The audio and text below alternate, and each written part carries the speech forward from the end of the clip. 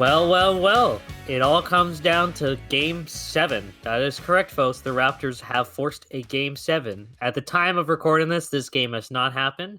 By the time you're hearing this, either the game has not been played or you know the outcome. So please don't spoil it for us because we're from the past, but I can't really make up any more jokes. So welcome to the show. This is episode 41. I believe you have some players in mind because I can't really think of any. I was going to say this is the Dirk Nowitzki episode. The legend himself, Dirk Nowitzki. Oh yeah, okay, that makes sense. But I should have known. Oh yeah, but yeah, welcome back to the Behind the Net podcast. As always, I'm one of your two co-hosts, Matthew, and joined with me is my other co-host, Michael. Yeah, like Matthew said, the other co-host. That's right, folks. Two co-hosts. 1 out of 2. But there you go. Yeah, I mean, as you said, I was going to ask you, like, how's your week been going? But I think we both know that this week's been just kind of consumed with Raptors, with the Toronto Raptors, really, being the leading sports and sports series that we've been paying attention to. But other than that, how's your... we'll get into that, but how's your week been?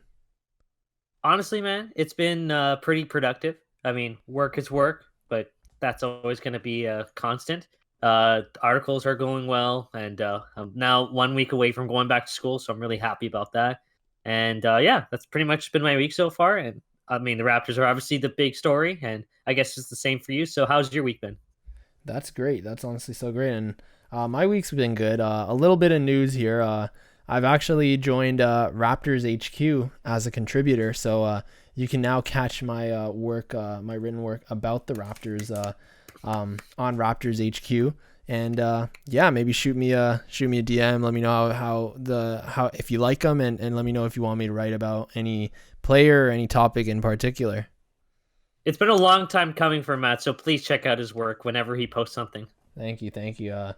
But yeah, I mean, my first article was about Norman Powell and how he needed to produce in game heading into Game 6, and luckily we could say he did, because as we are recording this on Thursday, Game 6 was crazy yesterday. Honestly, it was probably one of the best Raptors performances of all time, Raptors games, and definitely an iconic game that'll go down in history.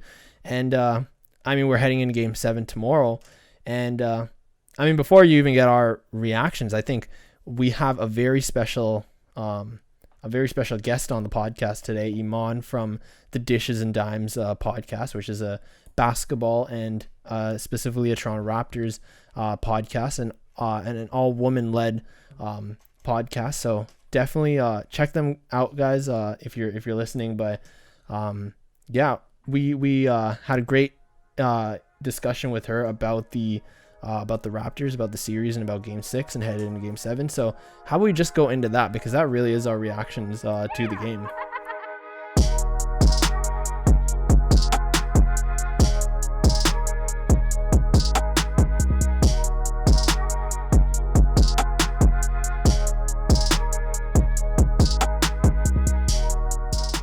Wednesday night's Game 6 between the Toronto Raptors and the Boston Celtics was truly one for the ages. Today, we're so lucky to have a special guest from one of our favorite Raptors podcasts on the show. Imman joins us and is one of the co-hosts of the Dishes and Dimes podcast. Welcome, Imman. How are you? I'm great, thanks. How are you? I'm good. We're doing good. Feeling great after last night. Great, yeah. Great's an understatement after last night. Yeah, yesterday was a lot of fun, but there's such a quick turnaround because there's only sort of 1 day in between. So like I'm already just nervous for Game 7. Oh yeah. It's definitely nerve-wracking. I mean, but I mean, we can get straight into that. I was gonna say, like, how crazy was that game yesterday, and what was going through your head? I mean, every emotion ever. I think I had like one tweet where I was like, I want to laugh, cry, and punch a wall all at the same time, which I think is how I felt for the entirety of that game. Now that I've had kind of a day to sort of sit and think on it, I'm starting to remember little pieces. Like, I completely forgot that the Raptors had like a 9-point lead in the fourth, and then the Celtics hit back-to-back threes. to like, and it was, the lead was cut to like 1 in a matter of like a couple of minutes.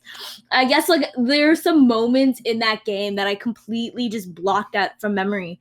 But that was one of the most exciting Raptor games I've ever seen. That was one of the most exciting playoff games I've ever seen, and being emotionally invested added like completely different stakes to it.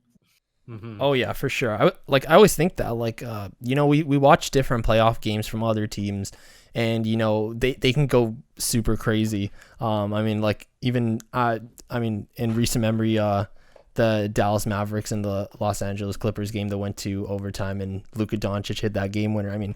Fans went crazy, and people who weren't even Mavericks fans went crazy. But this was truly like one of those insanely intense games, and being on the end of not just one of the fans of one of the teams, but also of the winning team, it was something special. Yeah, I completely agree. Mm-hmm.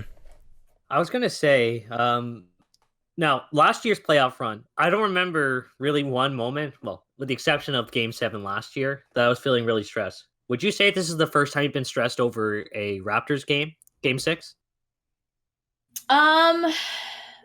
Like in recent, as just a Raptors fan, all of Raptor playoff history has left me very stressed. But no, I would say last year I was definitely stressed in Game 3 of the Bucks series. Mm-hmm. That one was really stressful. Just because going down 0-3 to a team is just a killer. Yeah, of course. Game 7, Game 7 was Ramadan, and I'm Muslim, so I was fasting, and you don't eat or drink from sun up to sundown, and I think like sundown, the sunset at probably like in the second quarter of Game 7 against the Sixers, and I still was just so nervous that I didn't eat or drink or do anything until like probably the next day. Like I just could not bring myself to have a sip of water even. I was so nervous. I was like, I'm gonna throw up anything that I have. So that was like one day where I literally just remembered of like not consuming anything, not even a sip of water for the entire day, just because of how nervous I was. So that level of nerves, no.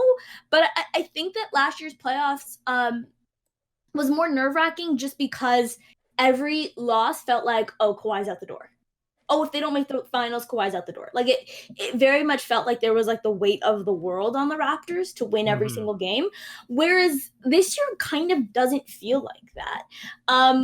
The Nets series obviously was just, that didn't even count. And then the Celtics series, yeah, I want them to win. And yeah, I'm incredibly nervous and I would like for them to advance, but it doesn't feel like the amount of pressure is on this team as there was last year, where it was really do or die, make or break. Mm-hmm. For sure. I think that's a good way of putting it. But as for me personally, like I was saying earlier, Game 7 last year was probably the most stressful I've ever had, and it was surprising just how nerve-wracking this series has been against the Celtics. Like, I think credit to Boston, they've been playing them really well, and I think Toronto's met their match in some way. Boston's been the better team. Mm-hmm. Like I've been very adamant that the Raptors have been better than Boston throughout this entire kind of era for both these teams, whether it's the Isaiah Thomas, Kyrie Irving Celtics and like the DeMar DeRozan, Kyle Lowry Raptors. I've been very adamant, and I think that the Raptors were better in all of those years. This is the first year where, looking at it, when the Celtics beat the Raptors, like I'm still surprised that it's 3-3. It feels like the Celtics have thoroughly outplayed the Raptors in this series, yet the series is tied. They've been better. They've been the better team. 100%. Like I was telling my mom that I was having that conversation with her today. The Celtics, again, like the Raptors and the Celtics just match up so well against each other this whole season. But at least in the series, nearly every game that Boston's won, they've won somewhat convincingly. And every game that, nearly every game that the Raptors have won, they've kind of just stole the win away. Again, Boston has honestly dominated for majority of the whole series, and I guess that's what happens when it comes down to the champions. That they'll find a way to win, and we'll see if they can do that tomorrow. I hope so, because that's the thing with the Raptors. I think in these close moments when it comes down to the wire, I know game 2, Siakam had, a turnover, and there was some late game stuff that didn't go the Raptors' way, but I think that they've kind of proven to be the steadier team down the line, and probably generally it tends to be a team with more vets that happens to do that. And what we saw was Norman Powell, who's somehow a Raptors vet, and then Kyle Lowry really kind of pull that through in the final moments. And I kind of trust the Raptors in a closer game than I do the Celtics. Oh yeah. I mean, the Raptors just have that in them. Even I tend to not try to, lose hope even when they're down, even by like 10. I feel like 10 is even a margin that, the Raptors usually find a way to rally back in very often. There's been games where, this series where it was easy to lose hope, but I think that's what the Raptors kind of, go off of is, of course, that underdog mentality. And then just when they're down, they find a way. Yeah, for sure. I guess it's been pretty obvious, and I think most people would agree. MVP for Raptors tonight. It's without saying, that he was the MVP. So I want to ask you, in terms of Raptors playoff history, where does Lowry's performance last night rank among the best games from a Raptor ever? Whew. It's up there. Okay, so just thinking about all-time performances, I mean, Vince had, of course, the duels with AI and putting up his 50. We've got who else? Kawhi last year had some monster performances. It's going to be in the top 3 regardless. I think that Kyle Lowry's game 7 against Miami, which, talking about one of the most stressful games as a Raptor fan for me, is definitely one of them that comes to mind, is probably still his best performance, I would say, in the playoffs. I'd still have that number 1. This might be Kyle Lowry's second, and I would probably put it in the top 4. I can't even think of Kawhi Leonard just had so many insane performances last year. It's really hard to Kawhi Leonard game 3 against the Bucks was insane. I don't know. I would say that it's in the top 5 definitely, and I would probably say it's in the top 4. I think, okay, and I know this shouldn't be the way that it's done, but I think depending on what happens tomorrow, we'll say how we remember the series. If the Raptors end up winning game 7, then we talk about game 6 as we probably rank it higher than if they were to lose it. Because even if I'm thinking back to the Vince Carter days, the Raptors ended up losing that series. You know what I mean? So it doesn't hold as much as whatever Kawhi Leonard did in the playoffs last year, because that resulted in a championship. So I think coming out of the series is really going to put that game into perspective. And that's why his game 7 against the Heat still ranks as number 1 for me. So it's probably Kyle Lowry's second best playoff performance, I think, himself, and it's probably in the top 4, top 5 for all-time Raptors. Nice. I'm right with you there. I honestly would put it in, top 4 probably. I think as well in terms of most memorable performances, obviously, game 7 last year is up there.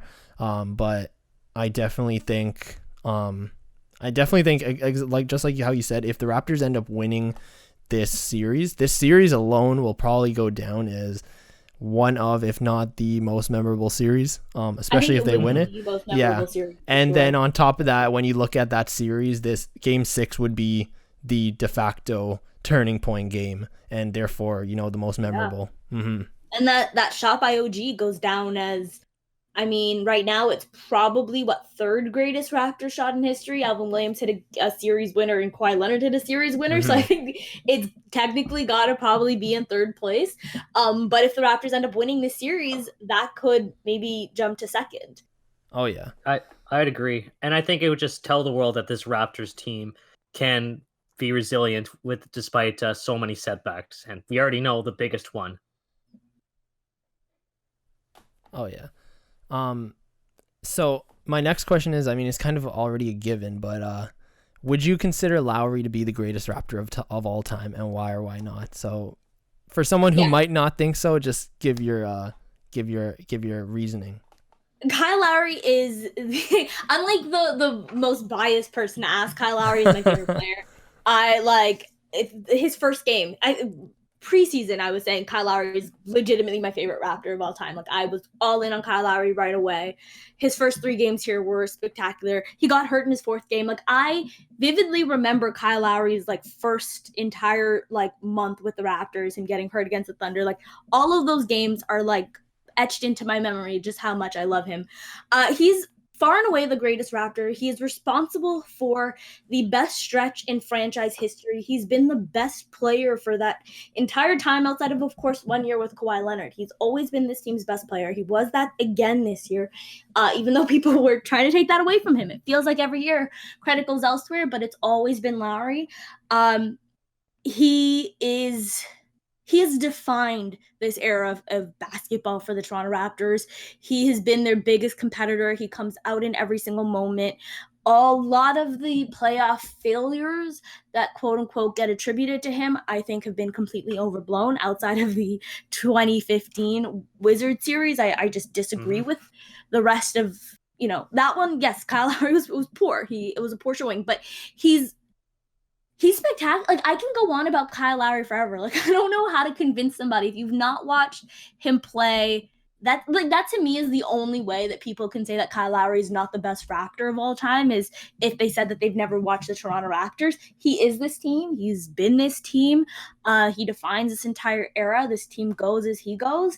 And I think that bodes well for the Raptors in Game 7 too. So if you're looking for some sort of positives, this team goes as Kyle Lowry goes. And what he does is show up in elimination games. He has the most 30-point games in an elimination game for the Toronto Raptors. That sounded very weird to say, but he does. He shows up in big moments. He's this team's best player and has been for the last 7 or 8 years. For sure. And I could honestly see, obviously, I mean, his numbers getting retired either way, but I think, like, honestly, a statue. I was about to say that. Yeah. A statue outside the ACC, or I mean the Scotiabank Arena. And I mean, Kyle Lowry, I hate to see it whenever I see it, but you see it so often. He gets so much slander, especially online, from fans, especially obviously of other teams, just league wide. And I don't think they actually see what he does. I think they're so set on, the Lowry DeRozan era, playoff performances there, which honestly did not fall on Kyle Lowry. A lot of them. Like, I think, and what I've always kind of said about this is, the Raptors shot poorly. Kyle shot poorly in a lot of those. He did. He shot poorly. But Kyle shooting poorly does not define his entire game like he did with DeMar DeRozan. It's not to slander DeMar. DeMar is one of the most talented scorers in the entire NBA. But if DeMar DeRozan's shot isn't falling, he does not provide much else. He's not a good defender. He's improved as a playmaker and improved as a ball handler, but he's still not. Obviously, Kyle's the team's best ball handler and playmaker. That's not something that needs to be said. DeMar DeRozan's value diminishes severely if he's not hitting his shots. And so when people see a team that's not hitting their shots, they kind of push that all on Kyle because he's not going to get you the gaudy numbers. But that's completely discounting all of the hustle plays. That's completely discounting all of the defense. That's completely discounting the fact that he runs this entire offense. Like, just watch the Toronto Raptors when he sits. The offense falls to complete shit. And that's not, once again, a slight on Fred VanVleet. He's a great player. He is not the playmaker. He is not the ball handler that Kyle Lowry, well, he's a good ball handler, but he's not the playmaker that Kyle Lowry is. This team runs by him and even did in those eras, but because he's not the one getting the gaudy numbers and putting up the insane stats, it looks like he's doing a worse performance. And he's an undersized guard. He's not incredibly athletic. He's not incredibly quick. He's not going to get you the fancy finishes that, Kyrie Irving. He's not a flashy player. And I think the internet really likes flashy guys. And so a hard-nosed, grinded out type of player like Kyle, I think requires just focus and attention to appreciate. And so if you're not actually paying him any mind and you're not paying attention to him, it's really hard to overlook all of the value that he brings on the court. Exactly. Just to add on to that, would you say Kyle Lowry is one of the most underrated players in NBA history? Yeah, I definitely think that he is, just because of all of the slander that he gets. And so to me, the game 6, like one of the sort of happiest moments, and I was like retweeting a bunch, and someone, I forget who, I can't at them because I don't remember what they're at is right now off the top of my head, but posted just sort of a thread of all these NBA players like talking about him. And I think that there is, like, when you're an NBA player and you compete against him, there's a sense of appreciation. But from the general fan perspective, yeah, and I think he's incredible. I think he's one of the most underrated players, and part of that is he's in Canada. You know what I mean? Mhm. So Oh, yeah. already they're not paying attention to his games, and then like all the other things that I talked about, him not really being a flashy guy, him not getting the gaudy numbers, all of those things kind of play against him. I definitely think he's one of the most underrated players. I don't think people value him. There's all these debates about if he's a Hall of Fame player or not. If I talked about the best player on a 50-plus win team over the last 5 years, everyone would be like, yeah, and who won a championship, everyone would be like, yeah, that person is obviously a Hall of Famer. But that hasn't been the case for Kyle Lowry. It's a debate for whatever reason, and I don't know. That's just, to me, it's just like it's a sign of people really not paying attention. Oh yeah, I mean, you couldn't have put it better in any way. I'm right with you there. I mean, people, from the general fan perspective, they seem to be set on, that Lowry, DeRozan era of, those playoff performances, and they haven't been paying attention to how he's been, even from last season, even though they went all the way, and especially not this season. Nobody's been paying attention to them, especially because, like you said, only Canadian team, doesn't get a lot of attention and is often, underappreciated in that aspect. But Lowry is the player that, 10 out of 10 teams would love on their team any day of the week. But a lot of people don't see that because a lot of things he does not show up on the score sheet. He does a lot of the things that aren't, in the statistics. Exactly. So yeah, I mean, I think that settles it. I mean, Kyle Lowry is the greatest Raptor of all time, simply put. Easily. I don't think that there's a debate. For sure. So when's the statue getting built? I mean, right after Game 7, I'm ready. They should just start I'll go building. get They should just start do building. the design. I'm not an artist, but I'll try. We're gonna just rename Leafs legend Kyle Lowry legend. Legends Row Kyle Lowry. Yeah, Lowry's it's got to be an alliteration of the Lowrys and the legend. Oh, for There's got to sure. be something there. Oh yeah. So moving along, I guess obviously the series hasn't concluded yet, but what have you learned about the Raptors during the series against the Celtics? Kyle Lowry's still the team's best player. Oh yeah. OG Anunoby missed all of last year's playoffs, but I thought the year before that, when the Raptors got swept by the Cavs, I thought he, along with Lowry, this is a lot of Lowry love, but Lowry was good in that series. It wasn't those losses did not fall on him. I thought he was the only one, and OG was a rookie that season.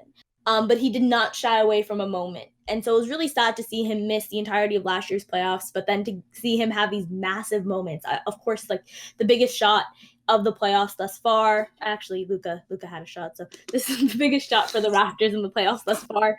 And also what he was able to do yesterday, playing the 5 down the stretch for the that was really, really big.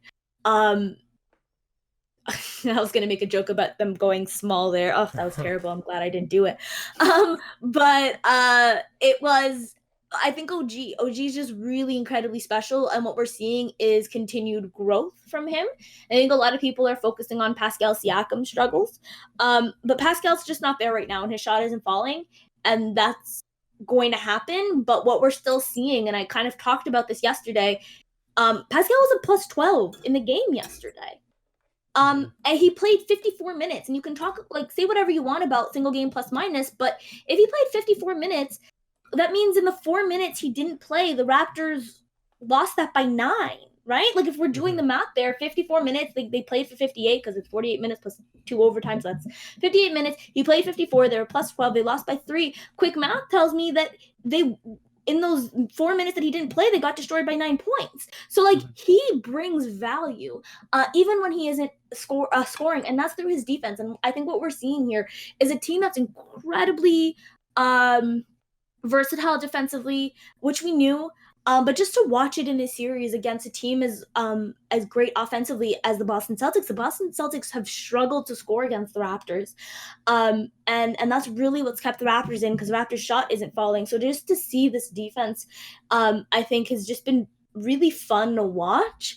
I think what else we've kind of learned, so besides, OG's growth and Pascal Siakam's defense, that I think just deserves a little bit of credit, because people are shitting on his offense so much. Sorry for swearing. No worries.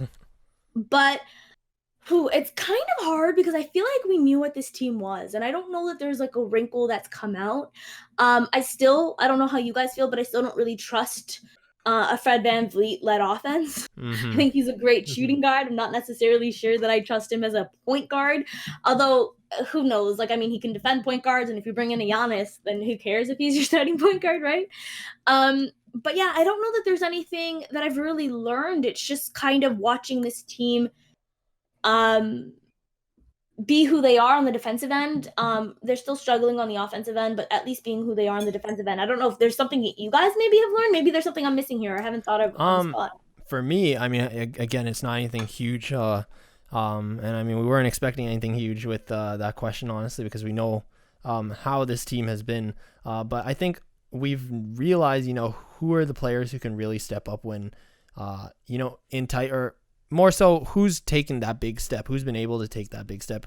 Obviously, OG Anunoby, we've seen, I think, especially this series, especially a lot, like even just through between Raptors fans, they've, OG Anunoby is taking that big step that, a lot of people, we missed out on him all of last year's playoffs. So, you don't really know how he is, in clutch in playoff scenarios. And this series has been anything but, it's only been clutch and high pressure situations for the most part. And he's been able to step up. And, other players as well. Again, I don't want to fault Pascal Siakam.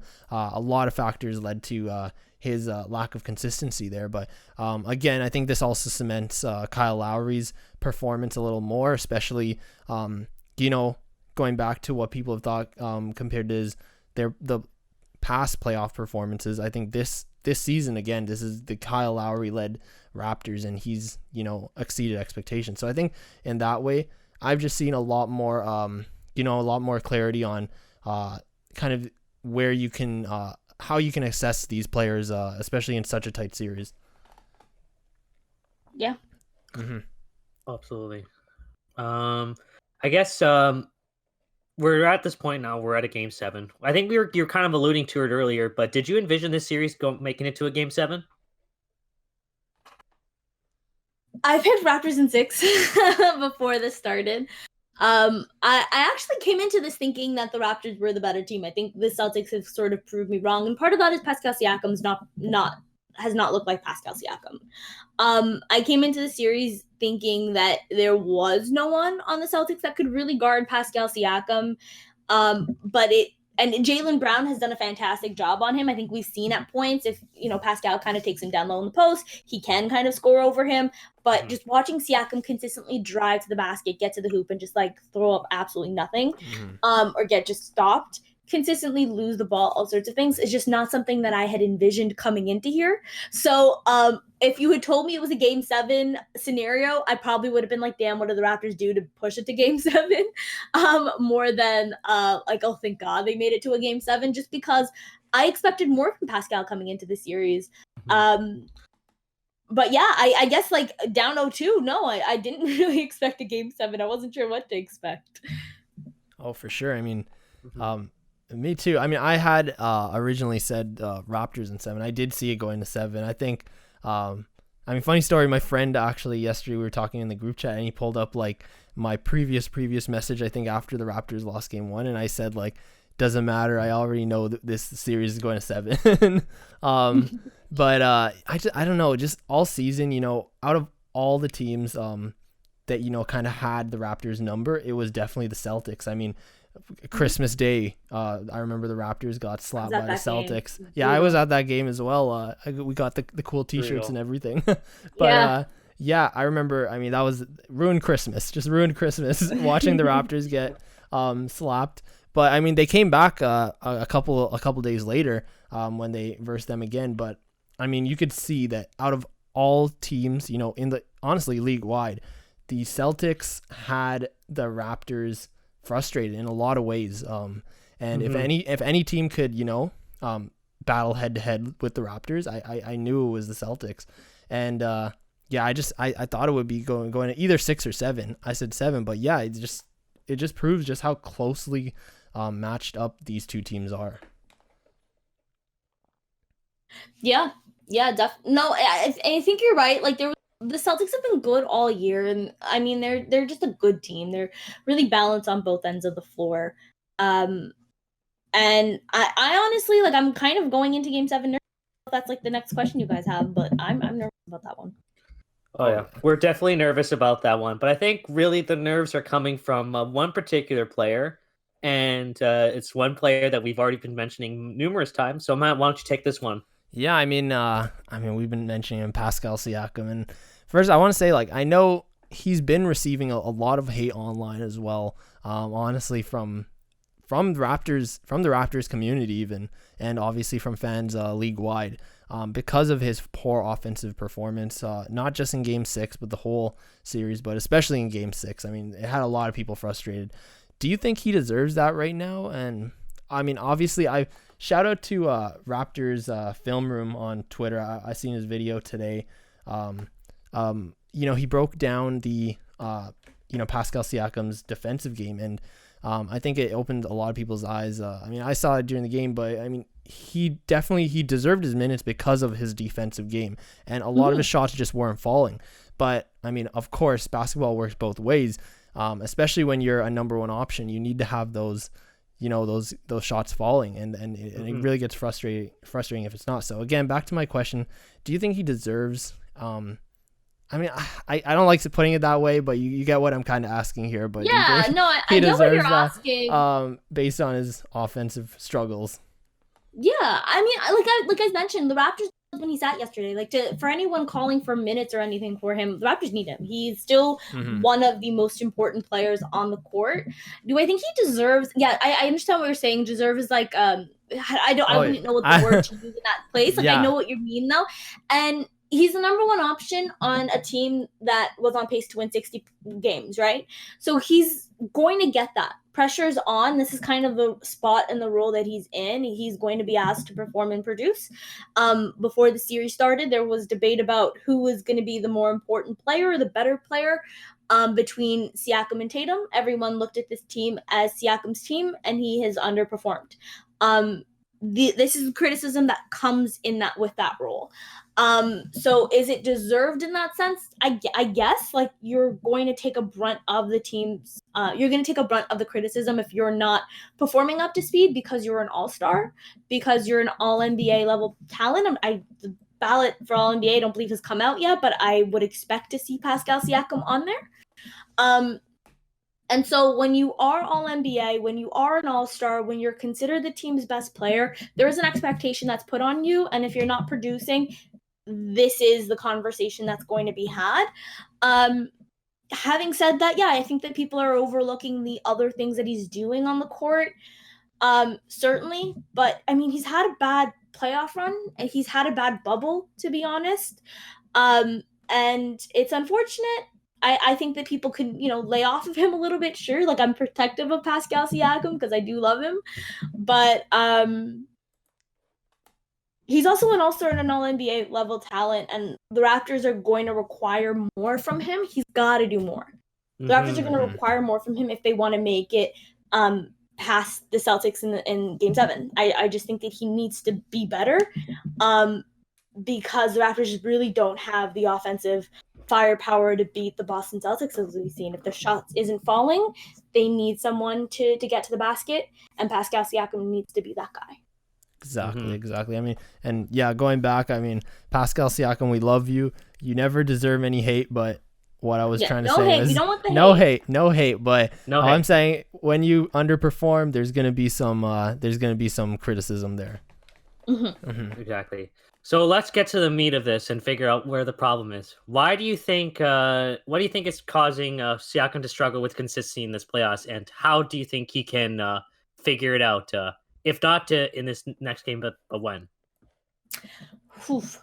I wouldn't even say like it's hard to say just because it's not, to me, it's not anything specifically that the Celtics are doing. And yes, Jaylen Brown is an excellent defender, and the Celtics just have such great wing defenders. But he wasn't great in the Nets series either, and that's not a team that we look at as a great defensive team at all. And he wasn't great before that in the seeding games. So it's something that he's sort of struggled with this entire time, and he did talk about after sort of the season ended in March, he went 4 months without even touching a basketball. And so I'm sure that there is kind of an adjustment period coming back, and it hasn't sort of been an even a level playing field for everybody. Obviously, some guys have, I believe Kyle Lowry, for example, has a gym in his house, so I'm sure he played basketball, if not every day. He played it regularly. He was getting in the workouts, what have you. Pascal Siakam was stuck in a condo in Toronto. And it's not like condo gyms are open. So he really did go a long stretch without playing basketball. Having said that, basketball's returned for 2 months. And so you would hope that through the seeding games and through the first round of the playoffs, he would have found some footing, but that's just not what we've seen. When is he going to turn it on? I don't know. Just because I can't pinpoint anything that's really taken him out of his game. He's just been off this entire time. For sure. And I mean, right with you there. I mean, we kind of know a lot of it was the missed training time that he's had during the pause. So I mean, it's tough to see him. It's tough to see him struggle for sure. But again, he just needs to have those shots fall, and it's a matter of some of them just are just tough luck, honestly. Absolutely. Yeah. And it's just tough to see too, because Siakam has been looked to as one of the face of this franchise, or at least for the future of the franchise. And to see him struggle is it's frustrating to see, in the sense that you can do so much more, but with so much time, with no time left, like, he's got to figure it out, or else the Raptors are going to be in big trouble. Oh yeah, I think who's to say like how they would do should they advance? Miami is not going to be like a cakewalk. I was gonna say, I think one of the most frustrating parts about his underwhelming performance is the slander that he's getting, and going back to the slander, especially from Celtics fans, because we know that the ongoing argument was Tatum versus Siakam, and now it just sucks because it's looking like he's getting blown out of the water, and it's just tough to see that happen. Yeah, sure, but still, Kyle Lowry's been the best player in the series. That's what I'd point to. If Celtics fans want to talk about Tatum versus Siakam, let's talk about Kyle Lowry versus your entire roster. Oh, for sure. No match. Oh yeah. No match. So my next question, I mean, it's kind of funny because I actually wrote my article going into Game 6 for Raptors HQ. I actually spoke about, how Norman Powell specifically, he has to step up if the Raptors want to win in Game 6, and he needs to start driving to the basket more, and things like that. But and he did. So I was very happy to see that. But how important is it to have players like Norman Powell step up? Oh, I mean, so important. Norman Powell has been this for the Raptors. He's like their break glass in case of emergency player, who finds his cape flying anytime the Raptors are in deep trouble in the playoffs. This is the fourth time maybe we can talk about Norman Powell just sort of coming in a playoff game and really saving the Raptors' butts, for lack of a better word. And it's really important because what the Raptors have really lacked in this series is someone who can create for themselves. And we know that Nick Nurse fully trusts Norm, because the last play that he drew up in regulation was a Norman Powell ISO, where he tried to pull up from 3, which, I mean, there was not a prayer that was going in. But the Raptors really require a guy like Norman Powell against the Celtics. And DeMar DeRozan was that guy in years past. Obviously, Kawhi Leonard is like the best example of that, where in half-court sets, it's a guy who can create offense for himself. And the Raptors really don't have that right now, just because Fred and Kyle are a lot smaller, and Pascal Siakam just doesn't have the face-up game. He's not a wing. He is a big. And so Norm being that guy could really make a difference in this series. He hasn't been that through the first 6 games outside of the overtime. Overtime and double overtime, Norm came on, but the regulation he was off. If he can be that in Game 7, that's a complete game changer, and I think that the Raptors win that easily. But who knows if he can keep that up? I think the one thing with Norm is like kind of a question mark sometimes. Mm-hmm. I mean, I kind of wrote about it, and in my article is mainly about how, you know, Game 5. I mean, he didn't play well at all until the fourth quarter, but he played well in the fourth quarter. And obviously, it was a meaningless fourth quarter, but it was a confidence boost, and I really hope that having such a good Game 6 is an even bigger confidence boost for him to start shooting a lot better. And I mean, I think I've seen it numerous times this series. A lot of it is in his head, you know, that lack of confidence. You know, he's been in that slump, and we saw it against Brooklyn. He was shooting the lights out. Like, he was so good. And he's just been stuck in his head against Boston. But I really hope now, when it's needed most, you know, he's kind of unlocked that. Honestly, kudos to you for watching the fourth quarter of Game 5. It was tough. It was let's be real. It was a pretty meaningless quarter, but I mean, that was, he was the one who kind of took over. I mean, for what it's worth. Obviously, everyone kind of played terribly in that game, but yeah. So, we've dissected everything about this Raptors team, and just where the struggles are, where the good stuff are, and we already know the good stuff. But what's going to be the key to Toronto winning Game 7 tomorrow night? Making their shots. Like, I hate to reduce basketball to something so simple, but sometimes it really just does come down to hitting your shots. We can't really see. Marcus Smart has shot the ball really well in this series. What we can't get is another Marcus Smart shooting like 6 for 10 or 6 for 11 or 5 for 5 or whatever it is from deep, and the Raptors 3-point shots not falling. Getting Marc Gasol to finally hit 3-point shots, I think, was a game changer. Fred VanVleet started to get going. He had that, of course, 6-point possession that I thought changed the entire game. Kyle Lowry started to hit shots. But that's really what it's going to come down to. The Celtics have a lot of firepower. They're a team we saw the Raptors give up a lot of open corner threes, and they're a team that's going to take them. Marcus Smart and Jaylen Brown are going to keep firing if the Raptors give them the looks, and the Raptors are going to continue to, because they would rather it be Jaylen Brown and Marcus Smart than Kemba Walker and Jason Tatum. But if they keep firing, the Raptors need to hit their shots, because the Raptors are going to take them. The Raptors have gotten good looks, but what we've seen is the Raptors not really being able to convert those. If the Raptors want to win this game, yeah, I definitely think shot making is the biggest thing. For sure. I think it just comes from both, just not just the starters, but the bench as well. Like, I want to see more guys like Norman Powell, Matt Thomas especially, like, really step up offensively in Game 7, because when push comes to shove, they need everyone to step up in this game, because the Celtics are going to give it 120%. They really want to win this game. I know they really do not want to be playing another game in a series. They'd rather be moving on. So if you got to match the intensity, I think, and you make a really good point, at the end of the day, if you don't put the ball in the basket, you're not going to win. Mm-hmm. I want to ask you about a couple questions about. Champion. Yeah, sorry. For sure. I want to ask you a couple questions about Nick Nurse. First, I just want to ask: do you think Nick Nurse should make any adjustments in terms of where he allocates the minutes for Game 7? Because we do know he's been hesitant to go deeper into the bench. Again, the deepest he's went has been Matt Thomas, other than excluding Game 5, because that was kind of a write-off game in a sense. But yeah, well, you know, he really wants to play the starters, you know, with a lot of minutes. He's definitely gonna ride his starters. Mm-hmm. I don't mind that at all. And the reason I say that is if Nick Nurse starts to try to look for something, if he's looking towards Chris Boucher, if he's looking towards Rondé Hollis-Jefferson, Terrence Davis, if he's looking to them for something, it's probably because one of the starters aren't delivering in that moment. And I am terrified of that because of what that could mean for the game. I think if he starts looking deep in his bench, it's probably because one of the top 6 or 7 guys are struggling.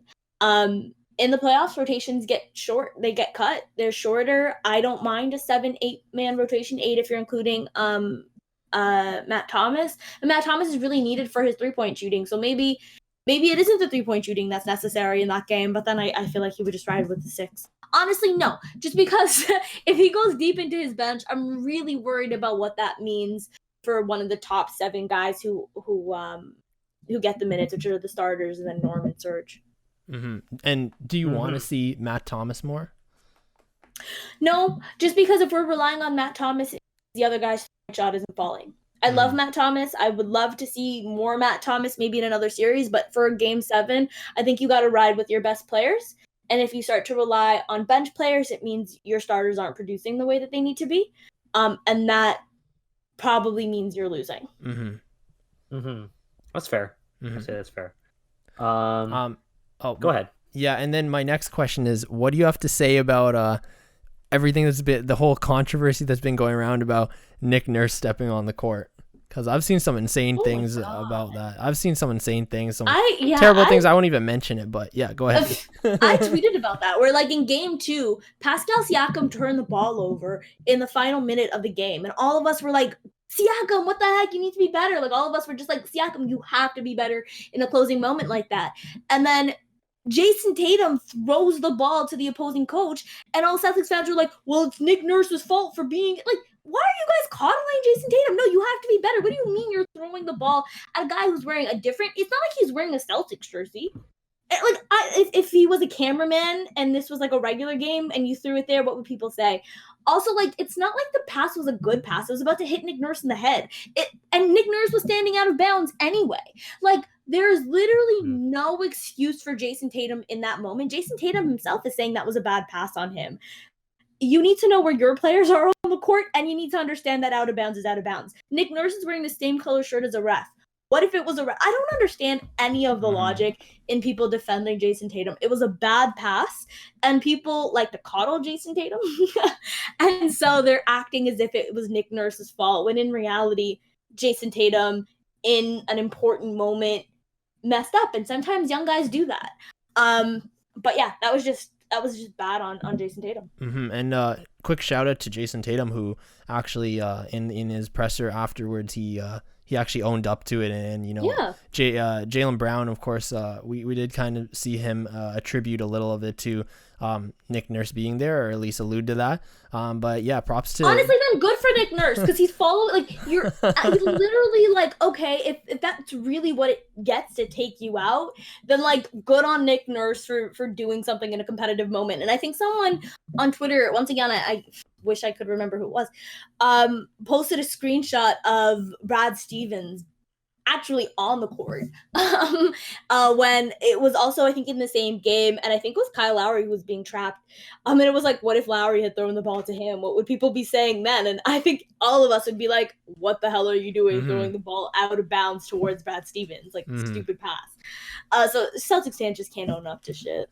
Sorry for swearing. Yeah. No worries. I definitely think, I mean, of course, I think, for one thing, maybe Nick Nurse shouldn't have been there, but props to Jason Tatum for, owning up to and not actually attributing it to that, because I do think it was just, he made a bad pass. I really do. And obviously it's people trying to find an excuse there, but whatever it is, props to him for owning up to it. Who do you think the Raptors should be the most concerned about with in terms of encore matchups against Boston in Game 7? I think the Raptors have done a really great job on Jason Tatum and Kemba Walker. The box in 1 has really taken Kemba out. He's non-existent in Game 5 or Game 6, sorry. And I trust in their defense to sort of continue to do that. I think Jason Tatum and Kemba Walker are Celtics' best players, but the Raptors have done an excellent job on them defensively. So obviously those two are the main focus. But because those two are the main focus, that really allows Jaylen Brown and Marcus Smart to heave up as many three-pointers. And Marcus Smart is the most heat check guy of heat check guys. Everything that I love about Kyle Lowry is Marcus Smart, except Marcus Smart is just not as good because he's not a great three-point shooter. That's part of it. If he starts to get hot, I think that spells disaster for the Raptors. We saw the Raptors lose 2 games really because of Marcus Smart's hot shooting. Game 1, he completely took them out in the first quarter, and then game 2, he completely took them out in the second quarter. He's gonna get a lot of open threes. He's going to want to take them, and if he's on, I think that's it doesn't bode well for the Toronto Raptors. But I mean, he's also not their best player, so I don't know what that says that I'm picking him as my sort of X factor. Mm-hmm. I've made this joke with some of my coworkers over the last few weeks, last few days, and during this series. Every time the Raptors and Celtics play, it's either going to be a very close one, or the Celtics are blowing them out. Yeah. So I guess the best way to end this off is, what are your predictions for Game 7? The Raptors blow them out. I can't. I'm genuinely nervous about the game because of what you just said. And also, anytime it's been tied in this series, the Celtics have put a stomping on the Raptors, right? 0-0, the Celtics absolutely destroy the Raptors in Game 1. It's 2-2, the Celtics absolutely destroy the Raptors in Game 5. So anytime it's been tied in this series, the Celtics have put a little bit of a beating on the Raptors. That doesn't bode well. So I am nervous about the game. I also think that the team that sort of proves to be the better team in a series tends to win that in through 7 games, and I think the Celtics have proven that just because of what you said. The Celtics, when they beat the Raptors, they're beating the Raptors. When the Raptors are beating the Celtics, it's a close one. It's the one they're squeaking out at the end there. So I think that's kind of worrisome. Having said that, I only want positive vibes. So I'm going to say the Raptors win by 12. That was my prediction on the Dishes and Dimes podcast, and I'm just going to stick with it. Raptors by 12. Let's hope. Of course, everyone here in Toronto is hoping for that outcome, and let's hope. Let's hope you're correct there. I think it's definitely going to be Siakam. That's what we're all hoping for sure. I think it's wood for that one. Yeah. I think it's definitely going to be another close game. But hey, if it's not a nail biter, I mean, we won't be talking about it, years and years later, right? So I think I'm expecting. I don't want a nail biter. Because I've been talking about the Miami Heat Kyle Lowry game. So that was one that went to 7, and that was not a nail biter. Kyle Lowry came out in that game. I don't know if you guys remember that. That was 2016. Yeah. Oh yeah. The Raptors had never gotten past the second round at this point. In franchise history, and Kyle Lowry came out. It was nail biters. It was an ugly series. The Raptors could not get any offense going that series. Game 7 comes. Kyle Lowry's like, I'm the best player on the court. I understand that Dwayne Wade's here, but he's in the twilight years. I'm the best player, and I'm going to prove it. And he went out and had like 35 points and just like an insane performance, and it was never close. The Heat were really just not in it, and I loved that game. A Game 7 where I was not nervous. Perfect. Let's bring that again. Yeah, I think Raptors been through enough. Raptors fans have been through enough stress there, but we'll see how it comes out. But yeah, those are all our questions. We want to once again thank you for coming on. And we want you to. We had a great time. It was such a great discussion. Yeah. We want you to drop your socials and where the listeners can find your work. Oh yeah, check out Dishes and Dimes podcast. It is an all women's podcast. We talk about the NBA at large, but really with the Raptors focus because we're all Raptor fans. And you can find me on Twitter at Immonstars, like the Monstars Space Jam. Nice. And it's spelled IMMAN, which is my name, and then stars STARS. Amazing. So definitely go give her a follow on Twitter, and definitely check out Dishes and Dimes. It's one of our favorite Raptors podcasts. Love all you guys on there. Yeah. Highly recommend if you haven't listened to it yet. For sure. Thank you. So definitely check her out there, and once again, lots of Lowry love on it. Lots of Lowry love there, lots of Lowry love here, lots of Lowry love everywhere, honestly. But thank you once again, and thanks for having me. No problem. We love the chat, so thank you. Thank you.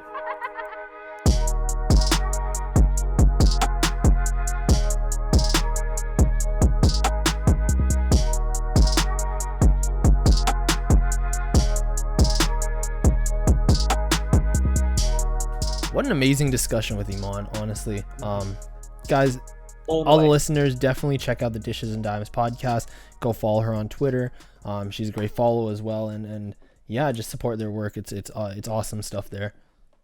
Honestly, guys, I was really blown away by the interview. I know it was like sometimes I don't really talk very much during interviews, but it's usually because the guest does a really good job of like what they bring to the table, and Iman was no exception. She brought a lot of great analysis for the Raptors, and like Matthew was saying, if you haven't checked out her podcast yet, you definitely have to. It's really worth a listen. And that was such a fun discussion. And I think because we're still so high off the adrenaline from Game 6. I mean, you could probably tell after listening to our interview there, but that was a great Game 6. And I just got to ask you, Michael, like, what do you think the keys to Game 7 really are for the Raptors? Well, I think it starts and ends with the performance of their starters. And I know we were saying we don't want to harp on Siakam, but I think now is the perfect time for Siakam to put his foothold on this series. Because what has been the one thing we've been saying all along? Siakam is going to be the future of this franchise. Kyle Lowry is still the best player right now. Imman said it perfectly on the during our interview. But at some point, Lowry is going to start to decline in play. And who's going to take over that reins? We like to believe that it's Siakam, but he hasn't shown consistently that he is ready to be that next guy. If he wants to make himself ready to be taking the crown for the years to come, he can make a big statement tomorrow night. Because if he has a big game, then Raptors fans will be very comfortable because they know the future's in good hands. Oh, for sure. I don't know, what do you think? For sure. I'm right with you there.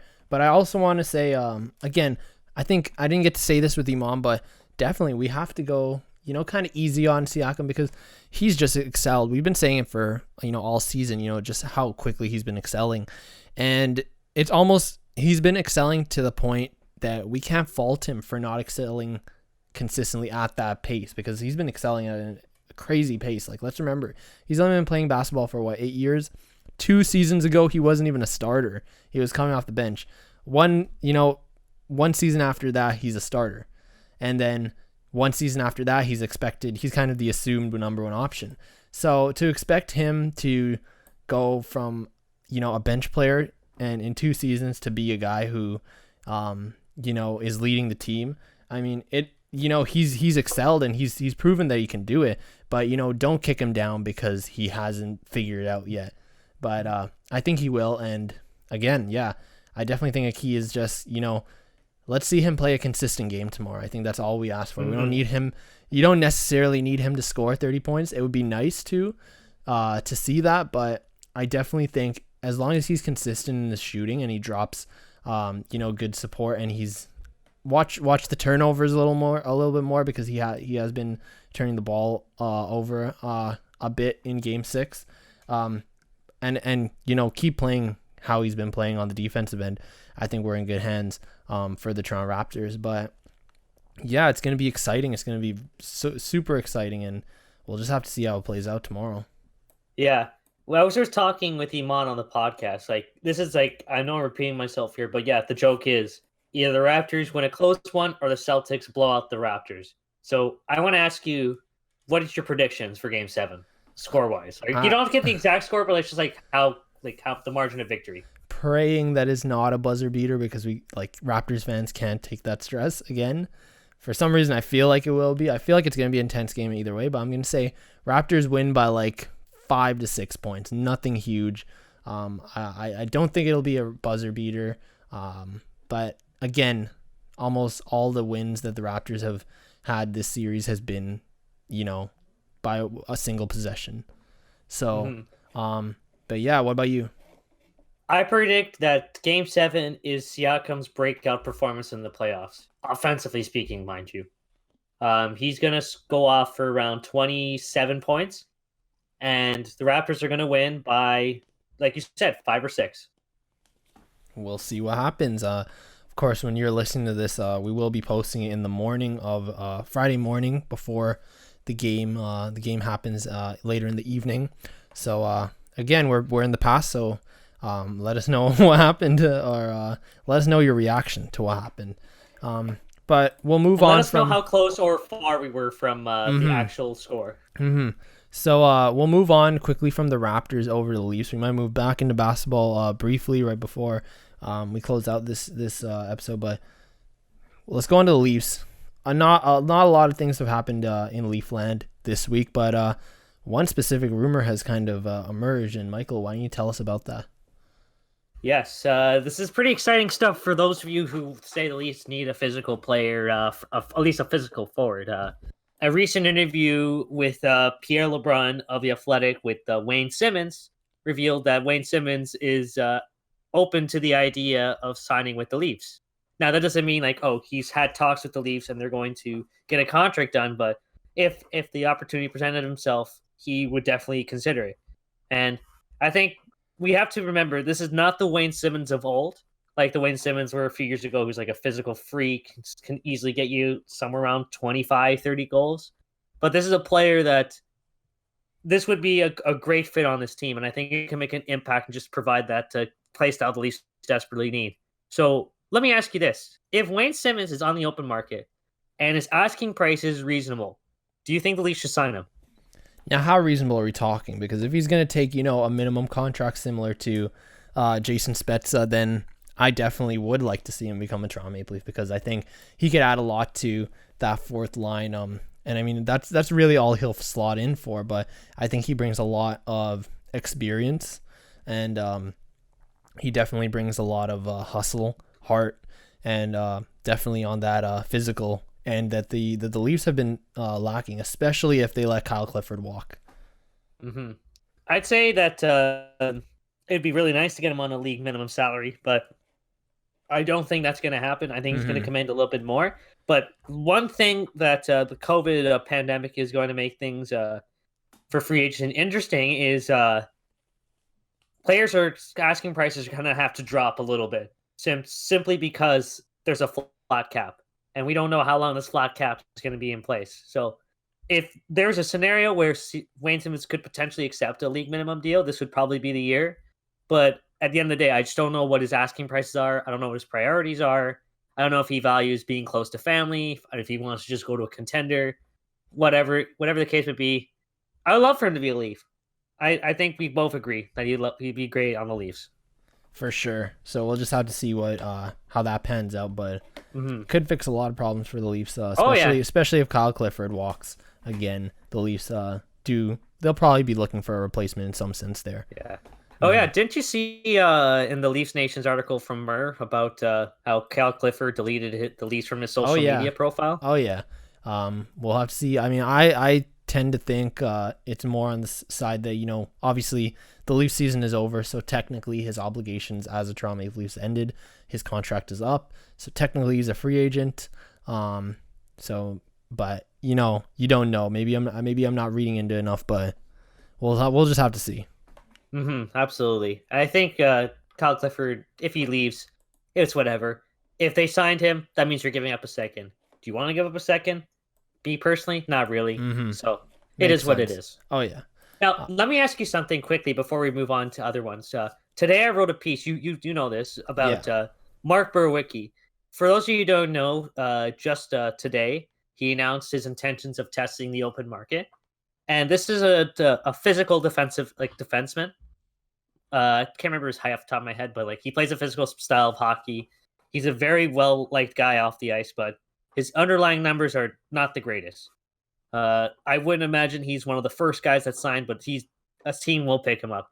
I wrote in the article that I don't think the Leafs should sign him just because his on-ice production is just not where it should be. Do you think the Leafs should sign him? And if they do sign him, what would you like his contract to be? I'm with you there. I don't think the Leafs should sign him, and I don't think... here's the thing. I think, he's a good consideration, but he's not your first option when you're looking to, sign free agents to help your defensive core, especially given the fact that the Leafs are going to have a number of holes to fill. So maybe he could end up as one of the, kind of to fill out that blue line. But I don't think he's, the type of defenseman that the Leafs are especially exactly looking for. Of course, he's very good physically and on the defensive end, which is what the Leafs are looking for. But yeah, I don't think you look for him first. You look for a player like, DeMello, Gudis. We talked about him last week. Those are the type of players I think you target right at first when on the open market. And then either if you don't get those guys, or if you just have to keep shelling out, you have to fill those holes some way. I would take a shot at him, on a cheaper contract. Again, don't overspend. Don't overspend on him at all. Mm-hmm. I don't think he's going to command very much money either. No more than $2 million tops. And this is a guy that's going to, like, if he makes an NHL roster, it's more than likely on the third pairing. And really, that's fine. For most NHL teams, that's good enough. Perhaps even the seventh defenseman. But there's still a place in the league for Berwicky. And I think, obviously, he'd be a great coach or whatever have you once the career's done. But on ice-wise, he's not that guy for me. That's now we'll leave it at that. Makes sense. And I think he would be, if anything, I think the decision would come down to if the Leafs need to just fill that one extra hole. Maybe he's an option there. Mm-hmm. Mm-hmm. So now let's move on to the other blue team in Toronto, and their team that since our last podcast has been doing very well, much better than we've expected. And I mean, obviously we were very excited about the team and their potential, but we've seen some massive progression. So I'm looking at the standings right now. The Blue Jays have a record of 24-19. They are second in their division, a few games, but 3.5 games back of the top leading Rays. And they are comfortably in a wildcard spot. So, did you see this coming? No, I didn't. Go back a few episodes when the season was just starting and we made our predictions. Again, it's really nice to see, and let's keep in mind, a big part of it is because the Blue Jays have been able to hit the ground running in this shortened season. And so really props to them, and let's just hope they can close out the remaining few games and kind of clinch that wild card spot. I think, I'm still sticking on my prediction that, I don't think they can go all the way, but this is a huge step for a rebuilding team, a really young, developing team. I think this is a huge confidence boost for them. And it's just a big sign of things to come. But yeah, going back to, I didn't think this could happen, but it's so great to see. They've just been dominating. They've just been playing really well. And even in this Yankees series I've been watching, they've been playing very well. And one thing I think Blue Jays, like some Blue Jays fans don't really pay attention. See, like people from afar that are not really noticing. The Blue Jays are shorthanded right now. Bichette has been out for a bit, and they've been missing Teoscar Hernandez, who's been one of the hottest hitters in baseball, like in terms of home runs. Like this Blue Jays team, not only are they in a playoff spot, they are comfortably in a playoff spot. Because we forgot that they expanded the playoff seeds to 8 this year. And so they are comfortably. Normally, they wouldn't be in the playoffs. Actually, no, they would be in the playoffs normally, but as the second wildcard team. But even still, this is huge for their development, like you said. Like I said earlier, the last podcast, this Blue Jays team's on the right track. I still think 2021 is when their contention window begins. But listen, if their contention window starts now, I'm totally fine with them getting a head start. Oh, for sure. Like I said, I mean, right with you. If this is where their contention window opens, then that's great. I like to think that it's an off year, in a good way. But it's definitely a sign of sure things to come. I think this is a big thing that, especially in baseball, it's definitely hard for a rebuilding team to get over that hump of making the playoffs, and I think they're finally making it. So that's huge, and yeah, we'll just have to see how it plays out. I do want to say, I want to forgive for us for we missed out on talking about the Blue Jays a lot because honestly, this season there's just so much sports going on, Toronto sports going on that the Blue Jays sometimes get neglected in terms of how much we talk about, but the Blue Jays are honestly playing amazingly right now, and we'll definitely be talking about them a lot more. Oh, yeah. As the season progresses, we'll be talking about them a lot more, like you said, and hopefully we'll have some more Blue Jays-related guests on the show. Especially in the playoffs, too. Let us know if you want Ian Hunter back on again. Ian Hunter is the man. Shout out Ian Hunter. Been on here twice already, and every single conversation has been amazing. He's the nicest guy ever, and honestly just love having him on. Hey, do you want to hear a fun stat? What is it? today is the first day ever that the MLB, NBA, WNBA, MLS, NHL, and the NFL are playing on the same day. I saw that. That's amazing. That's in history because I don't think there's ever been any, need up until now for those seasons to interconnect. Oh, absolutely. I think it's crazy. Like, I mean, it's a byproduct of the COVID-19 pandemic, but it's still stats like that are always fun to see. And Now, I wonder what? Oh, I was just gonna say, does that count like preseason games as well? Because I'm just wondering, sometimes. Well, maybe not NBA. I know NHL preseason sometimes leaks into September, like mid to late September. Yeah. But now that I think of it, basketball preseason doesn't, so probably still never happened. Yeah. So I think it'll probably be the first time in a long time that this ever happens. I think ever. Yeah, I don't think it'll ever happen again for a very long time. Mm-hmm. But I want to focus on the last one because at the time we're recording this, the Chiefs and the Texans are playing the first game of the 2020 NFL season. Honestly, it's funny. I completely forgot that the NFL season was coming around the corner because I've been so focused on the Raptors, like you said. There's just earlier. so many sports going on. That's the thing. Yeah. It's just so much. Usually we have it nicely. Every single sport is nicely put into their little box in the schedule, the yearly calendar. You kind of separate them. Hockey and basketball usually go together, and the summer's all about baseball, and it crosses into football, and then hockey and basketball comes back. And it's always like that. Mm-hmm. And it's always crazy to me just like how many sports there are, and we're kind of taking for granted just how exciting of a time it's been to be a sports fan, with just so much variety of content to choose from. I don't know if we're ever going to get a moment like this again. So if you're a sports fan, take in every single moment while you can. Oh, for sure. And for me personally, I'm going to definitely, we talked about it before in the podcast. I'm definitely into the NFL, but I'm definitely going to use this season to get fully into it. Yes. A lot more. You talked about this before during our little break. Why don't you tell the listeners which team you're cheering for this year?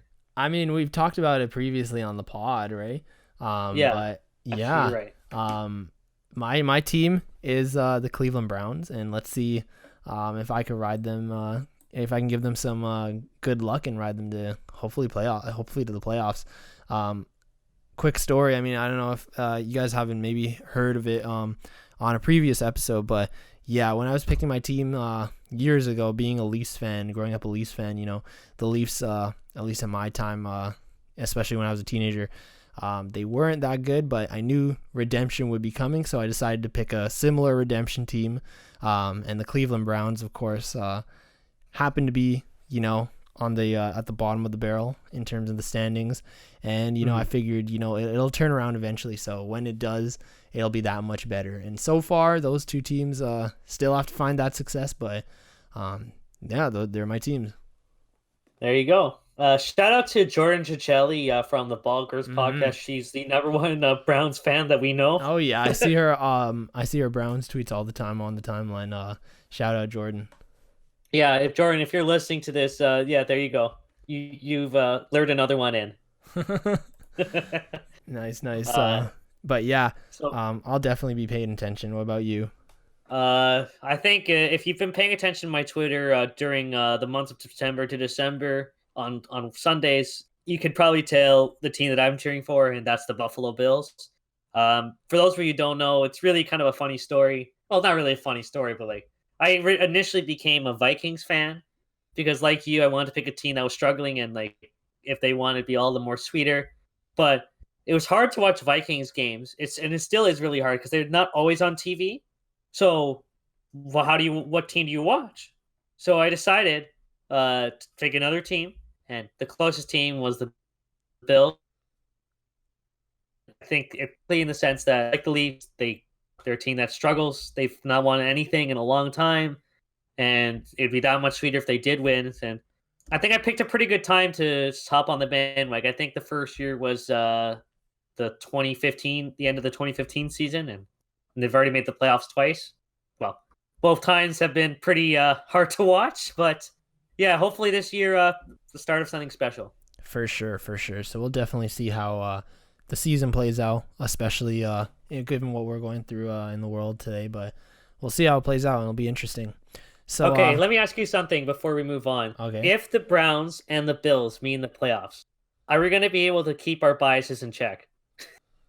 I mean, again, given it depends how deep into the fandom I get in football, but I tend to think of myself as mainly neutral for when it comes to sports. So I think I can keep it in check. What about you? I'll try my best. I don't know if I can. I'm when it comes to sports, when I pick a team and I'm really into it, I get a little too passionate. Let's just put it that way. Nice. But yeah, we'll just see how that plays out. And now we'll quickly let's take a quick break because we've been talking for a while, and then we'll be right back with our 2014 NBA redraft, and then we will close out the episode. All right.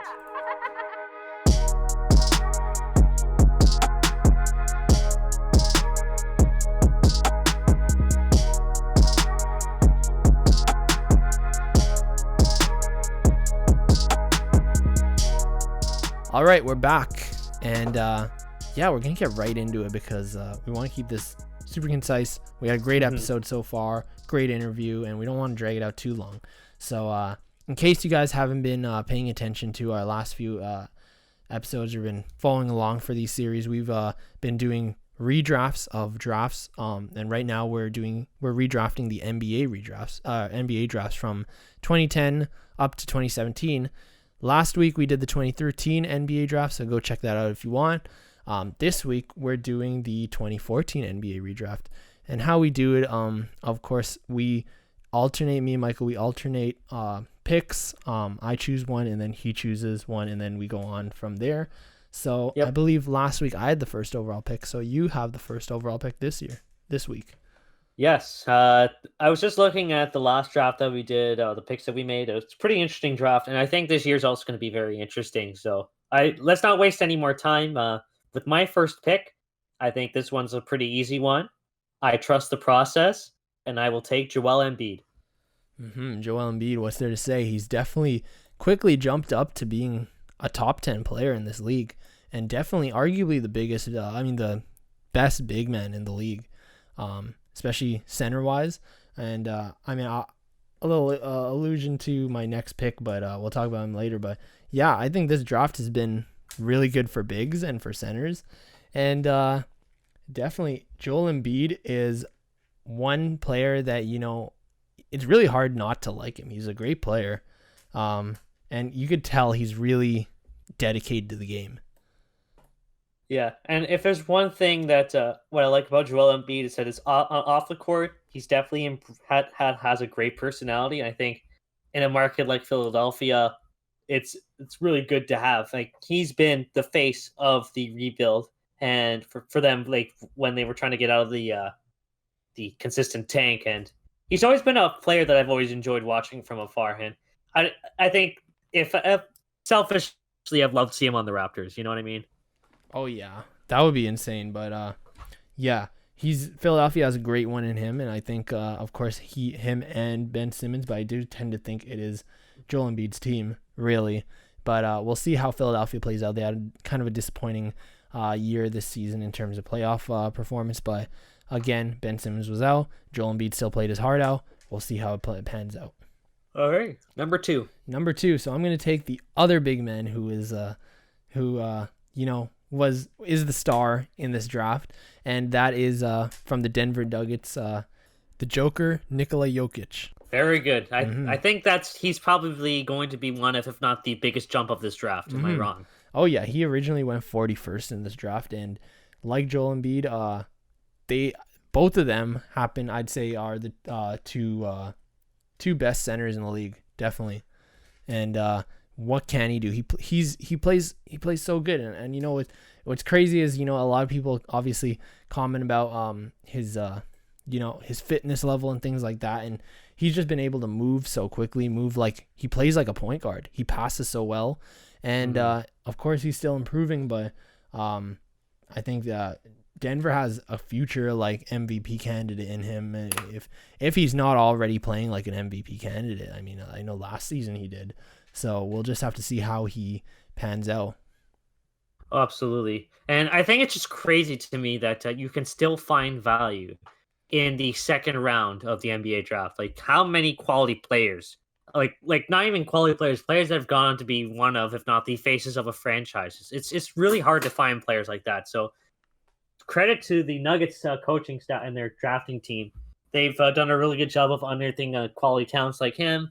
And there's a reason why the Nuggets are definitely one of the bright spots in the Western Conference. He's one of them. For sure. And we're watching them right now in that Clippers series.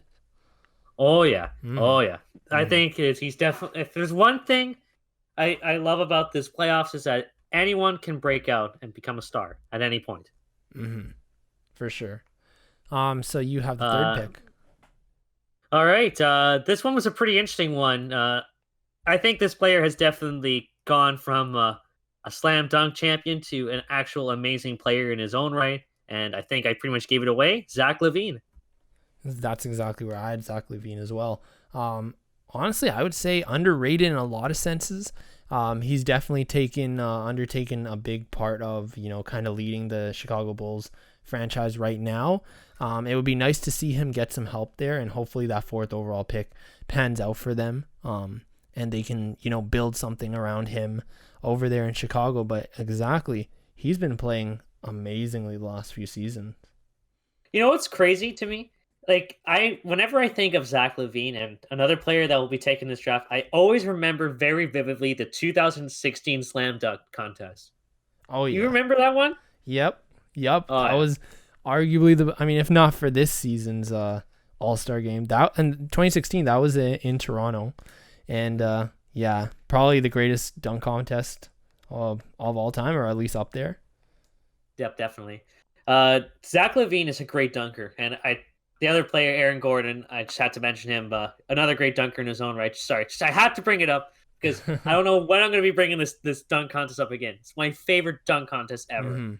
Sorry, Vince Carter, but hey, Vince Carter did his thing, but here in Toronto, it was insane. Maybe because we were living that hype in the city as well, and that whole All-Star game, the festivities, and especially the dunk contest was just insane.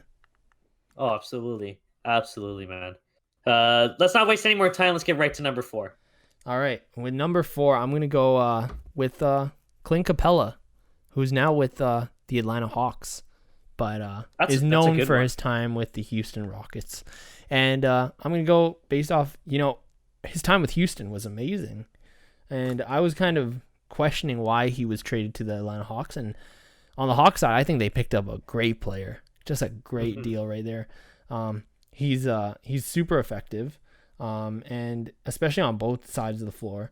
But yeah, he had his best season last season in terms of points per game, with about 16 points. But I think he's just an effective player on both ends, and I think Atlanta is really happy that they were able to pick him up, especially to build around, of course, Trae Young. I think that's just a piece you hold on to if you're given that opportunity to pick him up. Definitely an underrated center. I think I've always had an intrigue in Clint Capella. He's always been one of those players you always look from far as like, hey, this is a guy that looks pretty good. I think he's definitely one of those players that doesn't really get enough credit for the quality of play he provides. And on an Atlanta team that's been pretty lowly, and Trae Young has definitely stole a lot of the spotlight on that end. But I think when this Hawks team does start competing again, which I think is going to be very, very soon, he'll play a big part in it. Oh, for sure. Like I said, that's the kind of player, doesn't always hit the market, and I think they were able to steal him away. Almost a vet guy that can help teach the young guys while still being very, very effective in his prime. Oh, absolutely. All right. So number 5. This is going to be a very interesting one because there's 2 quality players I could easily take right now. Side note, this is a very good draft. And honestly, when I was doing my rankings for this, I had to do it a few times just to get my order down right, because there's a lot of good players, especially here in the middle of the pack. This is going to be a tough one for me because I really love one of the players are going to be dropped. I'm going to be skipping on here, but I think it's just too hard to ignore how good of this guy has been. And I'm going to be, maybe this is a bit of a jump for you, but Julius Randle. Julius Randle, nice. No, that's a solid pick. It is. It is kind of a bigger jump for me, especially at least on my board, but I could see why. I mean, he's been a very effective player. Yep. I think he was an all-around solid player for the Lakers, and I think it was kind of I'm going to say it was maybe a bit of a mistake to let him go, because I still think he had a lot more to offer than what he was providing at the time, and I think he's still really getting his feet wet. And now where is he? He was on the Pelicans for a bit, and he did really well. Now he's a big player the on Knicks. the Knicks. Yeah, the Knicks. Again, oh, yeah, the star of the Knicks right now. I mean, the Knicks, we kind of clown them a lot on this podcast, but they're slowly picking up the pieces for a rebuild. They still have yet to go fully into that rebuild mode. I kind of feel bad for them because they can't even win a lottery for to get that boost. But slowly but surely, they are picking up good pieces, and Julius Randle is one of those good pieces. I definitely think he could be at best the second best player on the Knicks, and I think that's a good position to be in. You need to have your big man to be one of your best players, and yes, he's not as big of a big man as you'd expect, but hey, Draymond Green's been one of the best centers in the league for a long time, and he's 6'8". For sure. Draymond Green is honestly, I would say, definitely one of the best big men in the league, especially on the defensive end. But yeah, back to that. Solid pick there. And I'm here, I believe, at number 6. Yep, go ahead. So I'm going to take, not just because of the recency bias, but we know he's been playing well right now. We've been having all our eyes on him, but I'm going to take Marcus Smart. He originally was taken number 6, and he'll still go number 6 in our draft to the Boston Celtics, of course. And yeah, I mean, he gets a lot of hate because of course, embellishing calls to try and get the call, embellishing plays. And of course, I mean, a lot of players do that, and he gets a lot of flack for that, but he is an amazing player and 2-time NBA all defensive first team. I mean, if anything, we've learned that defense wins championships, and he is that type of player. And if anything now, especially in this series right now against the Raptors, I think with all eyes on him, his offensive game has stepped up so much. And I think the fact that he's still, remember, these players in this draft are still so young. He's going to be, he could get better. He's in his prime or entering his prime. And I think the Boston Celtics definitely have a piece there that they definitely don't want to move, because he's the type of player that you want to keep on a championship winning roster. He's the type of guy that other teams hate to have, similar to Kyle Lowry. Other teams hate to have him, or hate to play him. They hate him, but every team would love to have him on their own team. Oh yeah. There's so many players like that in any sports you could use that same argument for. And honestly, like you said, as much as he annoys me, you need those players on a championship team. Just guys that are pests. You need a pest on your team that is also a really talented player in his own right. And I think Marcus Smart is most definitely that kind of player. Yeah. And I think if the Celtics are going to win a championship again in the near future, he's going to be a big part of it. Oh, for sure. So you're up with the 7th overall pick. Honestly, man, this is just getting really interesting. How so many quality players are still available. This is a good draft. I don't know. This is a really good draft, guys. You have to understand this. This draft has definitely lived up to I think if we're talking deep drafts, this is definitely up there. So for my 7th pick, this is a tough one. Let's go with the other slam dunk contest competitor from the 2016 draft dunk contest, Aaron Gordon.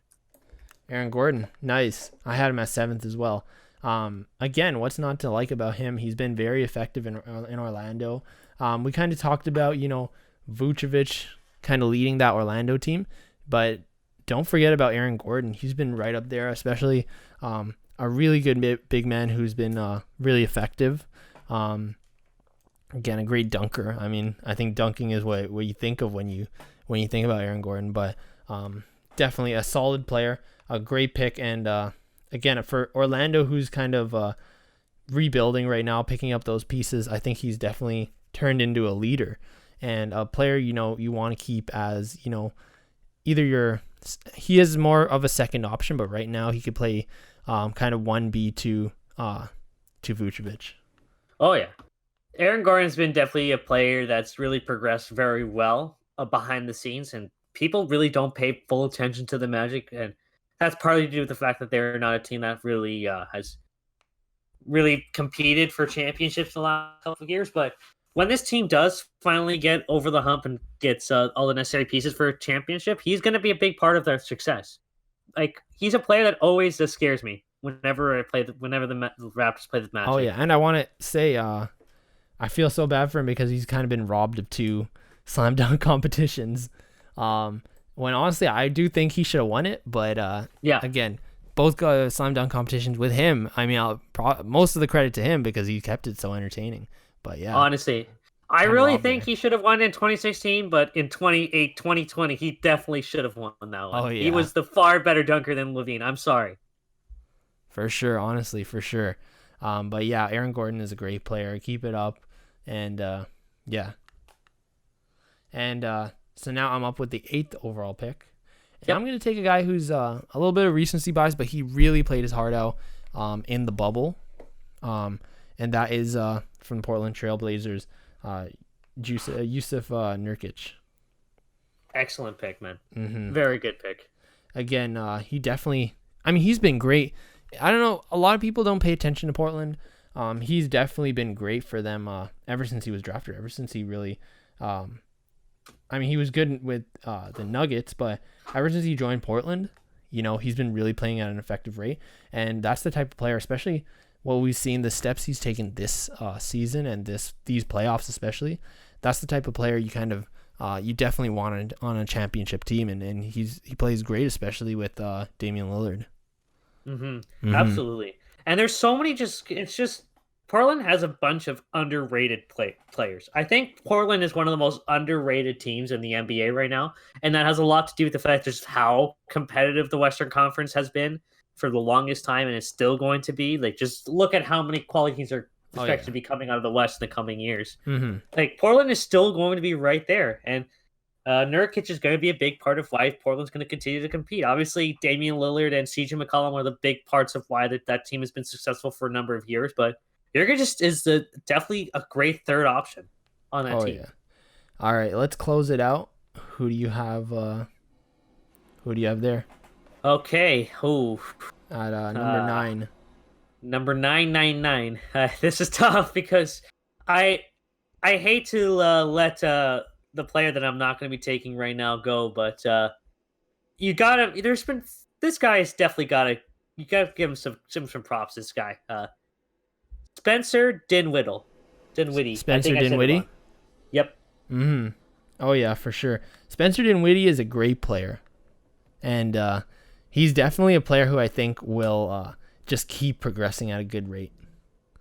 Another underrated player. You know what? I'm going to call this the underrated draft because so many of these players, I mean, with the exception of Joel Embiid, and Jokic, are super underrated in a lot of ways. And this guy, Dinwiddie, he's on the Nets, and the Nets are another team that, right now they got swept by the Raptors, but next year they're going to be a big factor in the Eastern Conference, and I think he's also going to play a big part in why the team's going to do very well. And obviously now he's not going to get as big of an offensive role because Kyrie Irving's going to be back, and so is KD, so he's more than likely going to be the third option, but he's still going to be a big part of their success. So definitely got to keep an eye on. Oh yeah, for sure. We'll definitely keep an eye on him. He's been playing great. Yeah, I mean, especially on that Brooklyn Nets team, we'll see what he can bring. I mean, they'll be playing well next season. We know that. So we'll definitely see how that turns out. So I'm gonna round out the draft here. I'm gonna take the guy who originally went first overall in this draft. He's the pride and joy of Canada, and he still is, honestly. And I'm going to be taking, from the Golden State Warriors now, Andrew Wiggins. And honestly, just to keep it short and simple here, Wiggins he's still an amazing player. I mean, the hype was kind of early on in his career, and it's well warranted. He won Rookie of the Year. He was scoring at a crazy pace in his first few seasons. But, you know, he kind of slowed down here, and I think finding his place is really what he needs to do, and I really hope that he found his place here in Golden State now. I actually think that trade was really good for him. I think he needed a new environment, and simply put, I don't think his career is over at all. Like, I think honestly it might just be getting started, his second phase, and I think he could bring it here in Golden State, and I'm really excited to see what he can do with Steph Curry, Klay Thompson, and Draymond Green, especially in a full season with especially Klay Thompson and Steph Curry healthy. And I hope he does better there. And honestly, he's just a great player. Like, I had him honestly ranked higher, and I'm kind of glad with who I was able to take beforehand. But just knowing the caliber player he has, and he still has the highest potential out of players in this, out of most players in this draft. I'm happy that I was able to, kind of steal him away at 10 here, because I think he could definitely go as high as 5th. So keep it short and sweet. Andrew Wiggins is, I still think he has a lot in him in his career. Absolutely, man. Totally agree. You know what's crazy to me? It's the players that we didn't take in the first 10 picks. Let's just give some honorable mentions. I don't think we've done that in a while, so we have to mention a few names. We used to do honorable mentions, but I don't know. We kind of forgot about that. But what are some names that pop off on your head? Well, Jordan Clarkson, from who's now on the Cavaliers. Gary Harris. Mm-hmm. This is another player. Bogdanovich. Bogdanovich, and of course, and of course, Bruno. There's a name. Yeah. I believe he's still 2 years Bruno away Caboclo, from being 2 years away, right? Actually, he's right now. I believe he's in it. He's made it with the with the Rockets. So he's finally he's finally 0 years from being 0 years away. So there's that. So I think we'll start to close out. There's one more thing I want to talk about before we close out the podcast super quickly. But even before that, next week we'll be doing the 2015 NBA draft. That'll be pretty fun, so stay tuned. Yes. But I want to talk about one series that concluded kind of earlier than everyone thought, and that is the Milwaukee Bucks versus the Miami Heat. The Miami Heat beat them in 5 games. Unfortunately, Giannis Antetokounmpo went down in Game 4. They were able to get the Game 4 win without him, but he couldn't play in Game 5, and they ended up losing. But I want to know what are your thoughts? Do you think Giannis's spot? Do you think Milwaukee's do you think their security with Giannis is at stake here? I most definitely think so. And let's put it this way: in the regular season, they did extremely well, and they were one of if not the top teams in the NBA. But in the playoffs, where it really matters for them, they regressed. They should have been in the Eastern Conference Finals, and not to disrespect the Miami Heat, but we'd like to think that on paper the Bucks are the better team compared to the Heat. So I would like to think that Giannis is not too happy right now with his situation in Milwaukee. You know what this reminds me of? LeBron James, the first time he left Cleveland. What's the one thing that I'm thinking of, or one thing that they both have in common? LeBron and Giannis are in a situation where their team is regressing. There's no real signs that they're going to make the necessary moves to get them over the top. And Giannis is closing in on the end of his contract after he's won a bunch of MVP awards. So I think it's pretty clear to me that unless Milwaukee does something drastic in the offseason, try and help bolster the team and alter the coaching staff, you can bet that Giannis is going to be walking in free agency next summer. Oh, yeah, for sure. I definitely think it's in danger, and we'll definitely see. I think the fact that it's a second round exit and it's, they did have a worse playoff result than they did last season. I think that's going to sting in his mind a little more, and we'll just have to see. I think if he doesn't sign an extension in this summer, I think I don't know, why am I saying this summer? Summer's passed, but this off season, I definitely think it points. All signs point towards him testing the market, and seeing what he can do with over there. I mean, let's be real. As much as the Supermax is tempting, he's already going to be making a lot of money. So we'll see. I think at this point it just really comes down to what are Giannis's priorities, and to me, I think his priorities are he wants a championship. Are we gonna see? I'll go on. Yeah, like is Milwaukee gonna give that at this point? I don't know. Are we gonna see another the decision type thing with him? We better. I think that'd be hilarious, and then we could just get the whole Giannis LeBron comparisons up to the extreme. Mm-hmm. I mean, okay, if they did one, the title has to be in Greek. Oh yeah. I mean, what is that in Greek? Okay, so the LeBron's TV special was called The Decision. So if I translate it into Greek, it's E Abosphasi. Sorry, if anyone here is a Greek listener, I'm so sorry I botched the language. I'm so sorry. Oh yeah. What is the pronunciation? And yeah, we'll see how that pans out. It's definitely interesting, and unfortunately, they fell short of their expectations there. And we'll see how Giannis. We'll see what the offseason holds, and we'll see how the Milwaukee Bucks season next season plays out. Maybe next week I'll be able to say a sentence in Greek. Yeah, but with that, we will close out this episode. But yeah, you can follow me, tweet me feedback. Message us, whatever. You can find me on Twitter at Matt_Rodrigo_. You can find me on Twitter at TheLeafsIMO. And of course, don't forget that we also have our podcast has a Twitter account. It is at Behind the Net Pod. That's right, at Behind the Net Pod. Please listen to it. Please check it out. We're trying to have some fun with it. Hopefully, you guys are along for the ride too. Yep. And with that, we'll catch you guys next week. Have a great week. Peace, guys.